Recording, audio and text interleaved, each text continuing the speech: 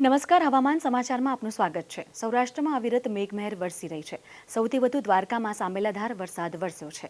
આજે 6 કલાકમાં દ્વારકામાં 6.5 ઇંચ વરસાદ વરસી ગયો છે, જેના કારણે દ્વારકા શહેર પાણી થઈ ગયું છે। ગીર સોમનાથમાં પણ મેઘરાજા મન મૂકીને વરસ્યા હતા। ગીર સોમનાથ જિલ્લાના વેરાવળ અને તલાલામાં 4.5 ઇંચ વરસાદ વરસ્યો હતો। ઉપરવાસમાં વરસાદના કારણે ગીર સોમનાથનો હિરણ 2 ડેમ છલકાઈ ગયો છે। આ તરફ જૂનાગઢ જિલ્લામાં સાર્વત્રિક મેઘમહેર થઈ રહી છે।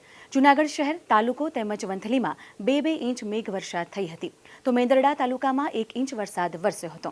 ભારે વરસાદના કારણે રાજ્યના 193 રસ્તાઓ બંધ છે, જેના કારણે યાત્રાધામ દ્વારકામાં હવામાન વિભાગે રેડ એલર્ટ આપ્યું છે।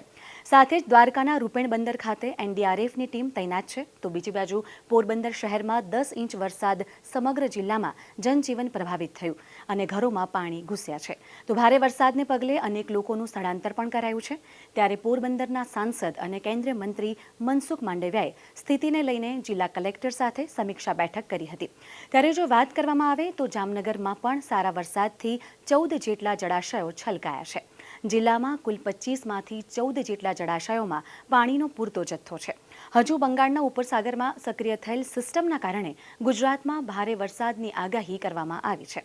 24 જુલાઈ સુધીમાં દક્ષિણ ગુજરાતના ભાગોમાં ભારેથી અતિભારે વરસાદની સંભાવના વ્યક્ત કરવામાં આવી છે।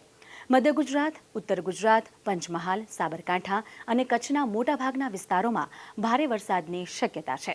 સાથે જ 26 અને 30 જુલાઈના રોજ બંગાળના ઉપસાગર પર સિસ્ટમ સક્રિય થવાના કારણે ઓગસ્ટ મહિનામાં પણ વિવિધ ભાગોમાં વરસાદ પડી શકે છે।